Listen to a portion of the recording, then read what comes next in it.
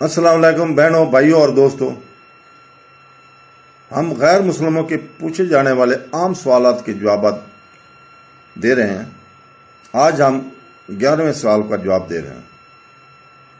تو دوستو، عام سوال کیا جاتا ہے جو غیر مسلم کرتے ہیں مسلمانوں سے کہ اسلام میں سور کا گوشت کھانا کیوں حرام ہے؟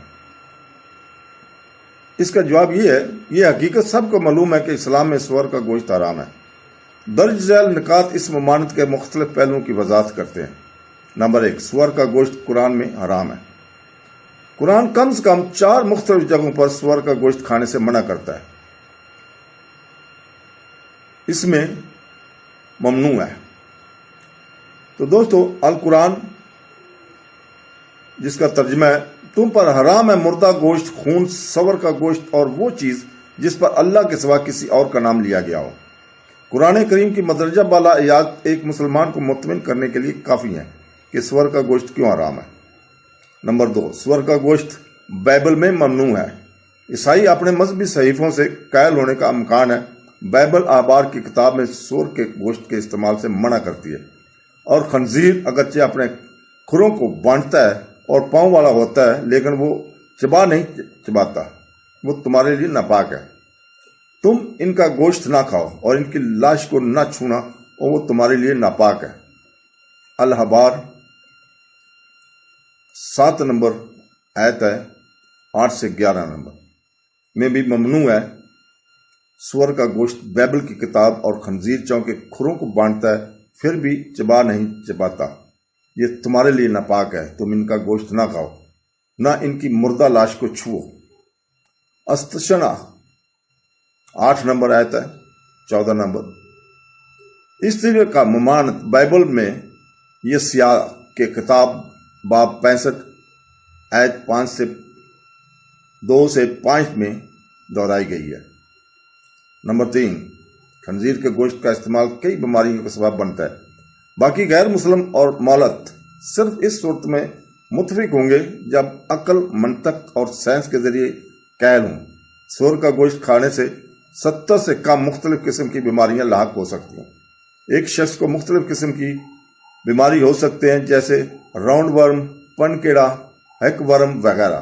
ان میں سے ایک سب سے خطرناک جو عام آدمی کو اصطلاح میں ٹپا ورم ہے کہلاتا ہے۔ یہ آنت میں رہتا ہے اور بہت لمبا ہوتا ہے۔ اس کا بیضہ یعنی کہ انڈے خون میں داخل ہوتے ہیں اور جسم کے تقریباً تمام اعضاء تک پہنچ سکتے ہیں۔ اگر یہ دماغ میں داخل ہو جائے تو یہ یادداشت کی کمی کا سبب بن سکتا ہے۔ اگر یہ دل میں جائے تو دل کا دورہ پڑ سکتا ہے۔ اگر یہ آنکھ میں جائے تو اندھے پن کا سبب بن سکتا ہے۔ اگر یہ جگر میں جائے تو جگر کو نقصان پہنچا سکتا ہے۔ یہ جسم کے تقریباً تمام اعضاء کو نقصان پہنچا سکتا ہے۔ سور ایک اور خطرناک بیماری کے گوشت کے بارے میں ایک غلط فہمی یہ ہے کہ اگر اسے اچھی طرح پکایا جائے تو یہ بیضے مر جاتے ہیں۔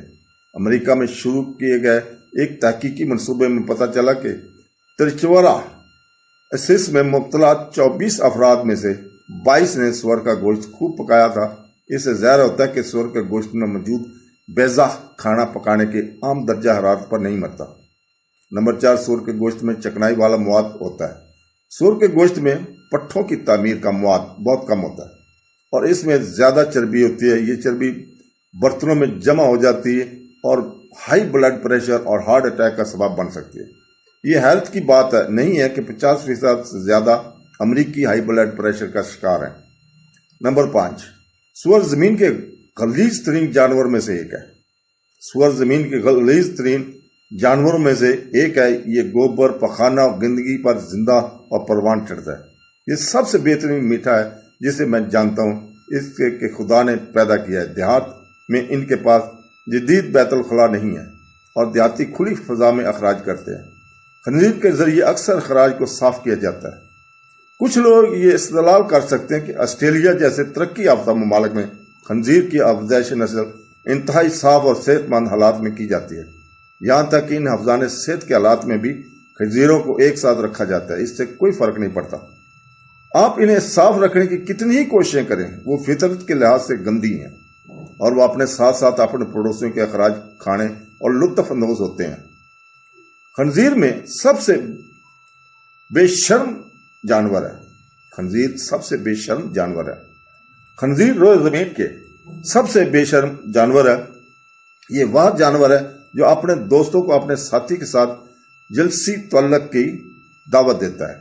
अमेरिका में ज्यादातर लोग सुअर का गोश्त खाते हैं। कई बार डांस पार्टियों के बाद वो बीवियों का तबादला कर लेते हैं।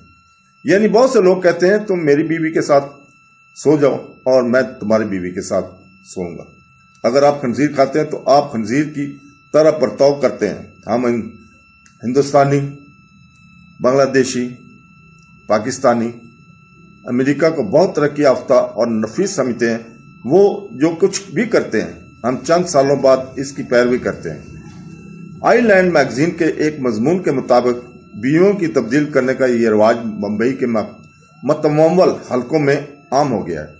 तो दोस्तों, अल्लाह ताला हमें अपने प्यारे दीन इस्लाम पर कुरान और सुन्नत रसूल सल्लल्लाहु अलैहि वसल्लम के मुताबिक अमल करने की तौफीक अता फरमाए। आमीन सुम आमीन। अल्लाह हाफ़िज़।